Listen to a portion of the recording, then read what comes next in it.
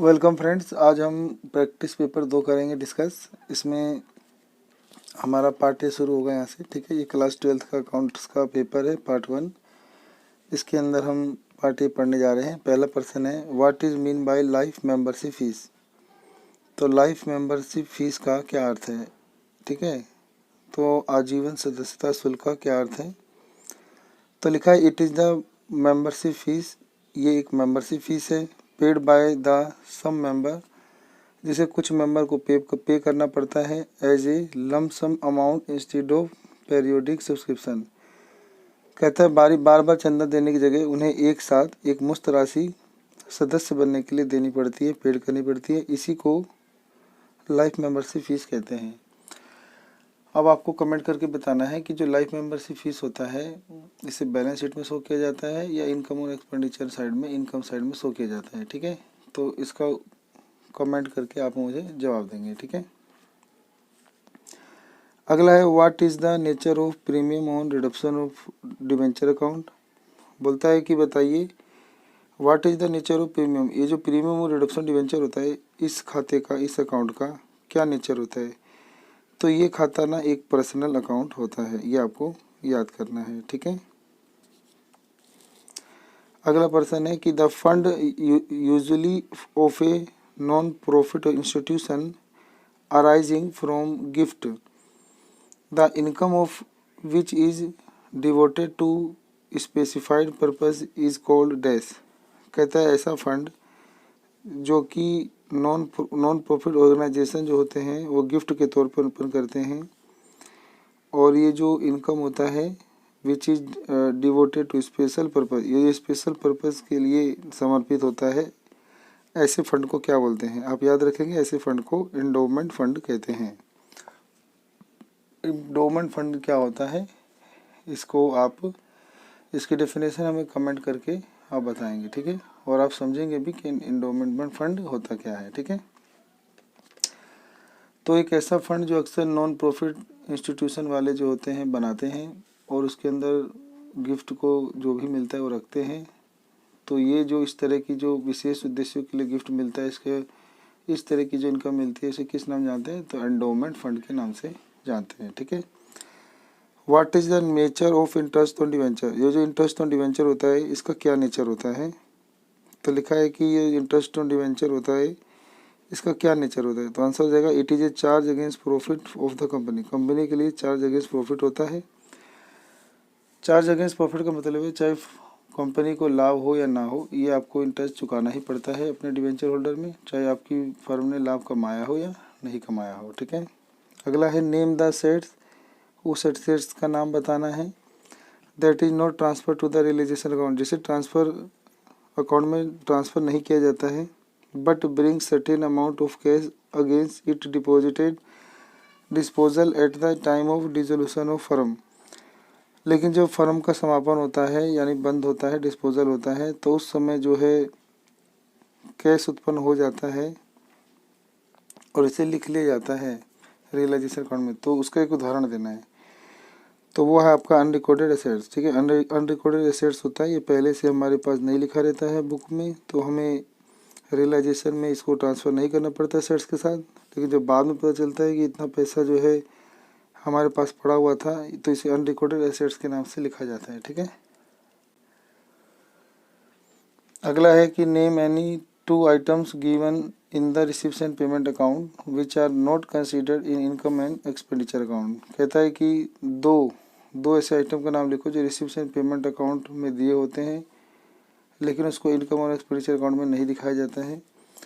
तो कैश और बैंक के बैलेंस को जो रिसिप्शन पेमेंट में लिखा रहता है, ओपनिंग और क्लोजिंग बैलेंस, तो इनको नहीं दिखाया जाता है इनकम और एक्सपेंडिचर अकाउंट में। और साथ में स्पेसिफिक डोनेशन, ये भी आपका इनकम एक्सपेंडिचर में नहीं दिखाया जाता है, क्योंकि स्पेसिफिक डोनेशन जो होता है विशेष उद्देश्यों के लिए मिलता है, इसे बैलेंस शीट में लिखा जाता है, फंड बेस्ड बैलेंस शीट में लिखा जाता है। और कमेंट करके बताएंगे कि जो स्पेशल फंड होता है ये बैलेंस शीट में लायबिलिटी साइड जाता है कि एसेट साइड जाता है। ठीक है,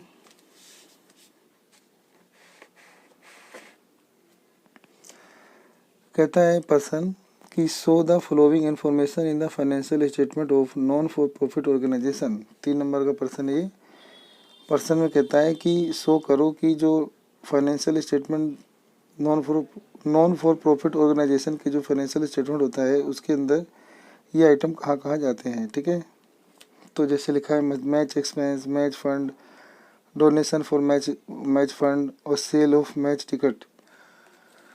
तो जिन बच्चों ने फंड बेस्ड बैलेंस शीट के बारे में पढ़ा था उसके अंदर नियम पढ़े थे वो कर पाते हैं। तो जो मैच फंड होता है या जितने भी फंड होते हैं वो बैलेंस शीट की लायबिलिटी साइड में जाते हैं। तो 4 लाख रुपये यहाँ आ गया, देखोगे यहाँ मैच फंड में 4 लाख था, 4 लाख। अब जो भी यहाँ पे और दान वान मिलेगा यहाँ ऐड होता है। अगर कोई यहाँ से इस फंड के लिए और पैसा आ रहा है वो भी ऐड होता है। टिकट बेच के और आमदनी बढ़ती है तो उसको भी यहीं जोड़ा जाता है, और कोई खर्च है तो घटाया जाता है। तो यहाँ पर मैच एक्सपेंस था, इसे लेस कर देंगे, और डोनेशन मिल रहा है मैच फंड के लिए ऐड कर देंगे, और सेल करा है हमने मैच की टिकट मैच के लिए ही तो इसको भी इनकम मान के ऐड कर देंगे। तो मैच फंड में 4 लाख में जो डोनेशन है 2,40,000 ऐड कर देंगे, और जो सेल ऑफ मैच टिकट से पैसा है वो भी ऐड कर देंगे तो 10 लाख हो जाएगा, और मैच एक्सपेंस 8 लाख घटा देंगे, बचेगा 2 लाख। तो बैलेंस शीट में लायबिलिटी साइड में 2 लाख रुपये इसको दिखाना होगा, ठीक है। उसके बाद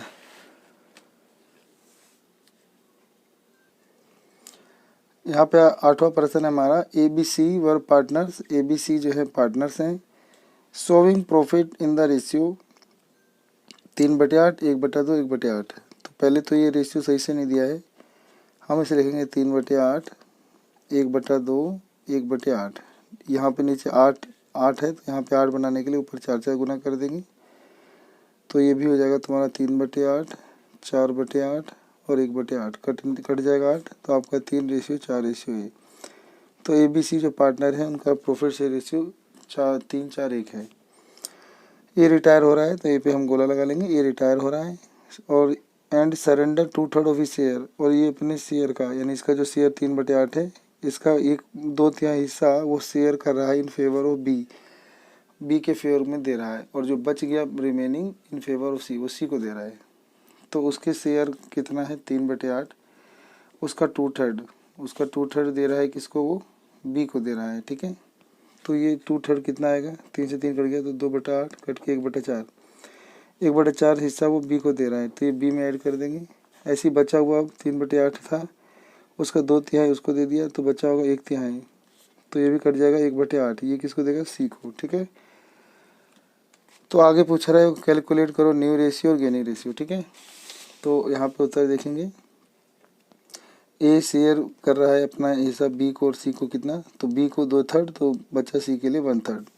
बी कितना गेन करेगा, तो उसका जो हिस्सा है 3/8 का 2/3, तो ये कटने पे आया था 2/8 और काटने पे 1/4। ऐसे बी का नया शेयर पहले से कितना था, तो पहले से उसका हिस्सा था यहाँ पे 4/8 या काट के 1/2 आएगा। तो बी का जो नया शेयर होगा 1/2 पहले वाला, और अभी उसे मिलेगा 2/8 या 1/4, इसे ऐड कर लेंगे 6/8। और सी को कितना मिलेगा, तो उसको भी वो जो ए का हिस्सा था 3/8 उसका 1/3 मिलेगा यानी 1/8, 3 से 3 कट जाएगा। तो सी का नया शेयर पहले कितना था 1/8 और 1/8 और मिलेगा 2/8। तो न्यू रेशियो बी और सी के बीच में हो जाएगा, इसको रखेंगे तो 6/8 2/8 कटने पे 3:1 आ जाएगा, ठीक है।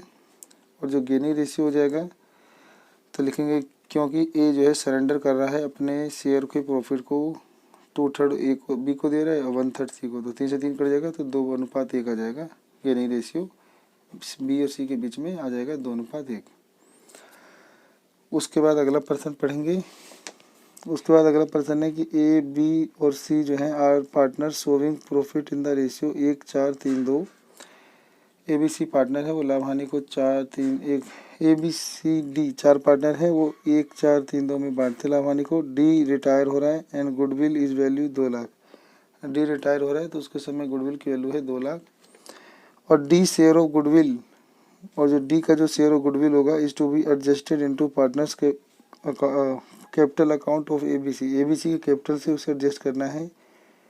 वो decided to share future profit in the ratio, और उन्होंने फैसला किया है कि ए बी सी ने कि फ्यूचर में वो लाभ हानि को 4:3:3 के रेशियो में बांटेंगे। पास नेसेसरी जनरल एंट्री, आपको जनरल एंट्री पास करनी है, ठीक है। ओल्ड रेशियो दिया ही है, न्यू रेशियो दिया ही है, तो पहले अपना ओल्ड में से न्यू घटा के आप क्या निकाल लोगे, गेनिंग रेशियो, ठीक है। तो हमने यहाँ पे ये न्यू रेशियो है ये ओल्ड रेशियो है, तो किताबों के अनुसार न्यू रेशियो पहले लिखते हैं, उसमें से ओल्ड रेशियो लिख देते हैं और घटा देते हैं। घटाने पर ये आ रहा है 4/10 में से 1/10 घटाने पे आपका गेनी रेशियो आ जाएगा 3/10, इसका माइनस आएगा तो सेक्रीफाइस कर रहा है, इसका नील आ रहा है और ये सेक्रीफाइस कर रहा है। तो एक पार्टनर गेन कर रहा है और 2 पार्टनर सेक्रीफाइस कर रहे हैं। तो जो गेन करता है उन्हें डेबिट करते हैं। तो हम यहाँ पे ए गेन कर रहा है तो हम जनरल एंट्री करेंगे ए कैपिटल अकाउंट डेबिट, और सेक्रीफाइस कौन कौन कर रहे हैं, बी और डी। तो ले देंगे बी कैपिटल अकाउंट और 2D कैपिटल अकाउंट। तो गुडविल को एडजस्ट करेंगे। तो गुडविल कितने की थी, तो गुडविल अभी हमने पढ़ा था कि गुडविल थी 2 लाख की। तो 2 लाख का 3/10 निकालेंगे हिस्सा ए का, और 1/10 बी का और 2/10 डी का। तो आप देखा आ जाएगा 60,000, 20,000 और 40,000। ठीक है, तो ये आपका आंसर हो जाएगा। ठीक है,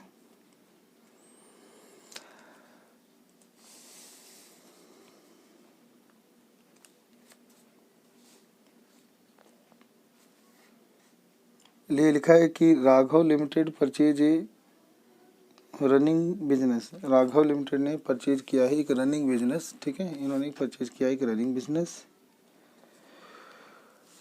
इन्होंने रनिंग बिजनेस खरीदा है फ्रॉम कृष्णा ट्रेडर से for a sum of 15 lakh. 15 lakh में खरीदा है, बिजनेस ही खरीद लिया है। और पेबल उसको चुकाया 3 लाख रुपए बाय चेक, और जो बैलेंस था उसके लिए इशू कर दिया 9% डिवेंचर 100 रुपये वाले पार पर। ठीक है, 100 का है तो 100 पे जारी कर दिया।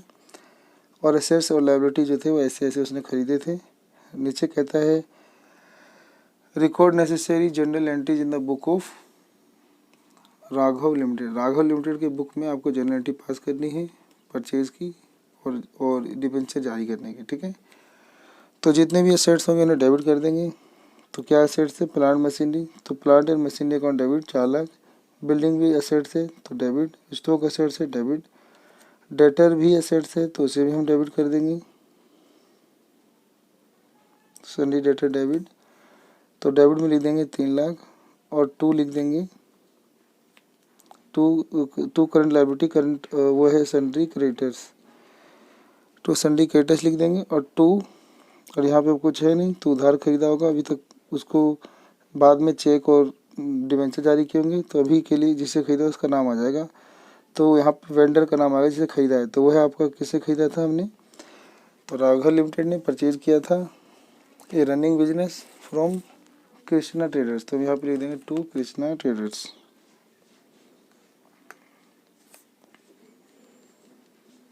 तो देखो अब ये जो क्रेडिटर्स है ये था 2 लाख, तो वो यहाँ लिख देंगे। अब ये साइड जोड़ेंगे 4 लाख, 6 लाख, 10 लाख, 5, 15 और 18। 18 में से 2 गया 16 लाख, तो यहाँ पे हम लिख देंगे 16 लाख। तो देखो यहाँ पे अब 16 लाख आ रहा है, लेकिन हमने यहाँ पे साफ लिखा था कि परचेज किया 15 में, तो यहाँ पे हम लिख देंगे 15।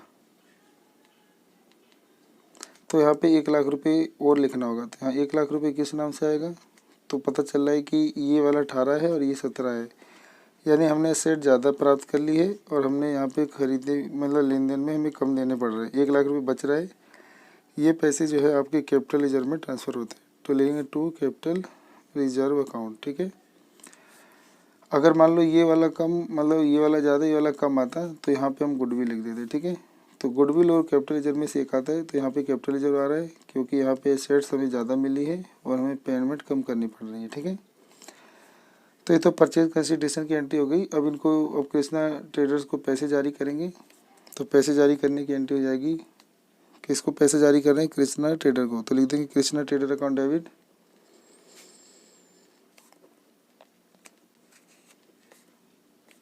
तो इसको देने कितने हैं, 15 लाख, और 2 हमने कुछ पैसा बैंक से दिया था, तो एक पर्सन बताया था कि हमने उसको मतलब 3 लाख का चेक पेमेंट किया है। ठीक है, 3 लाख का, तो यहाँ पे लिख देंगे 2 बैंक 3 लाख। और बाकी के उसको क्या किए, डिवेंचर जारी किए। यहाँ बोला था कि उसको 9% डिवेंचर 100 रुपये वाले पार में जारी किए हैं, तो यहाँ लिख देंगे 9% डिवेंचर अकाउंट। और 15 लाख में से 3 लाख कैश दे दिया, चेक दे दिया, तो बचा 12 लाख, तो यहाँ पे हम 12 लाख लिख देंगे। ठीक है, और नरेशन लिख देंगे पेपर में, being balance of 12 lakh discharge by issue of 12,000 debenture, क्योंकि 12 लाख रुपए देने के लिए 100 रुपये के हिसाब से भाग देने पे 12,000 डिवेंचर आ रहा है, तो लिख देंगे उसने 12,000 डिवेंचर जारी किए हैं। ठीक है, 10वां क्वेश्चन करेंगे। इसमें लिखता है 2 तारीख 3रा महीना 2021 को ऑन 2/3/2021 को एल और बी जो है लिमिटेड ने, एल और बी लिमिटेड इशू इन्होंने जारी किए 635 9% डिवेंचर 500 रुपये वाले ईच, और पास necessary general entry for the issue debenture in the following situation. तो आपको डिवेंचर जारी करने की एंट्री पास करनी है, और ये 2 केस दिए हुए हैं। पहला है कि वह डिवेंचर पर इशू एट 5% डिस्काउंट, कि जो हमने डिवेंचर 5% डिस्काउंट पे जारी किए हैं, और रिडीमेबल माने वापस लौटाने हैं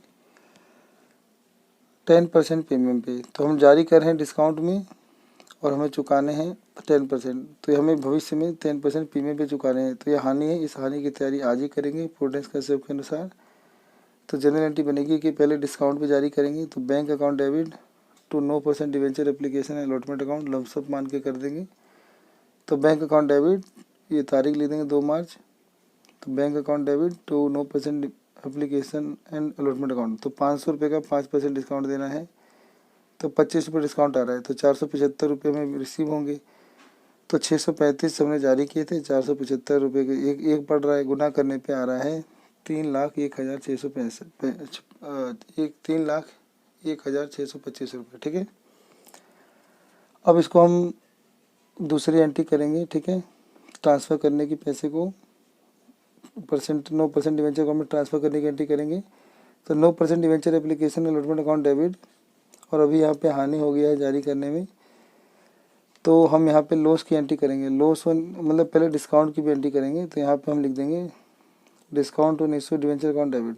तो हम ना 635 पे 25 रुपये डिस्काउंट दिए हैं, तो उसके पैसे आ जाएंगे यहाँ गुना करके।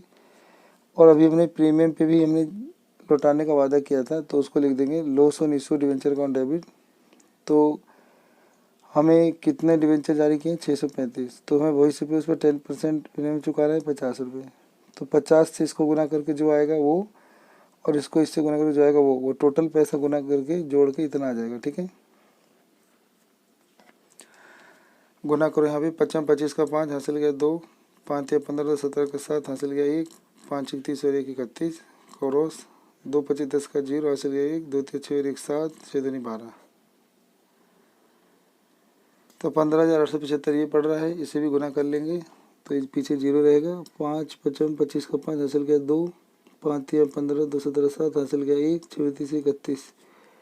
तो 15,875 में 31,750 जोड़ लेंगे। 47,625, तो यहाँ पे 47,625 आ जाएगा। ठीक है, तो यहाँ पर जो डिस्काउंट से हानि हुई है वो भी हानि ही होती है। तो या तो यहाँ पे ये लिखो 9% debenture application allotment account debit to discount on issue debenture account, और फिर लिखो loss on issue debenture account. तो loss on issue debenture account क्यों लॉस हो रहा है, क्योंकि प्रीमियम पे चुकाना है। तो प्रीमियम पे चुकाना है, तो भविष्य में होने वाली हानि के लिए आज ही तैयारी करेंगे, आज ही इस हानि को डेबिट कर देंगे loss on issue debenture account. ठीक है, और 9% डिवेंचर अकाउंट में फेस वैल्यू जाएगा, तो 635 शेयर है, 500 से गुना करके 3,70,500 आ जाएगा। ठीक है, और प्रीमियम पे भी 50 रुपये लौटाना है, तो 635 को 50 से गुना करने पे 31,750 यहाँ लिख देंगे। ठीक है, ये एंट्री कंप्लीट हो जाएगी ऐसे ही। अगला है, पेपर में आएगा कि जो लॉस ऑन इशू डिवेंचर है इसको राइट ऑफ करो। तो इसको राइट ऑफ करने की जनरल एंट्री होगी statement of profit and loss account debit to loss on issue debenture account या discount on issue debenture account. ठीक है,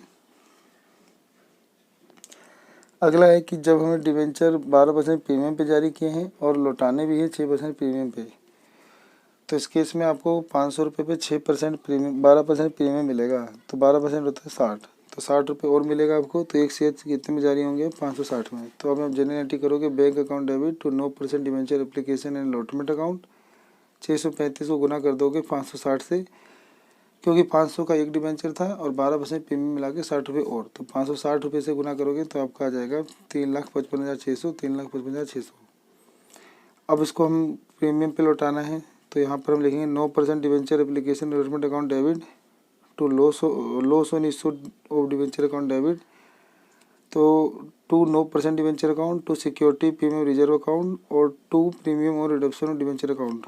तो देखो 635 शेयर है, उसको हमें भविष्य में 6% लौटाना है। ठीक है, फिर रिडीम करना कितने में 6%, तो 500 का 6% कितना होता है 36 रुपये। ठीक है, 500 रुपये का 6% लौटाना है। ठीक है, तो 500 रुपये का 6% 30 रुपये, तो अब यहाँ पे 30 रुपये गुना करके जो आएगा वो यहाँ लिख देंगे। ठीक है, और सिक्योरिटी प्रीमियम रिजर्व में कितना जाएगा, मैं प्रीमियम बोला था, प्रीमियम और रिडम्पशन ऑफ डिवेंचर में कितना जाएगा, तो हमें भविष्य में 6% पे लौटाना है, तो 635 गुना 30 रुपये यहाँ जाएगा 19,050।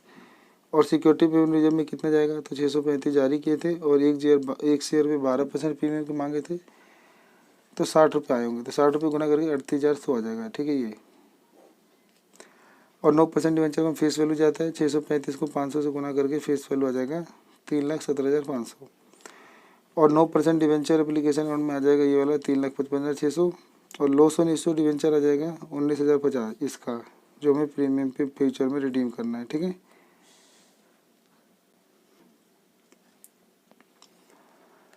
तो एंट्री बनी bank account debit to 9% debenture application and allotment account. फिर अगली बनेगी 9% debenture application allotment account debit to loss on issue debenture account और to 9% debenture account to security premium reserve account और टू प्रीमियम और reduction of debenture account. ठीक है।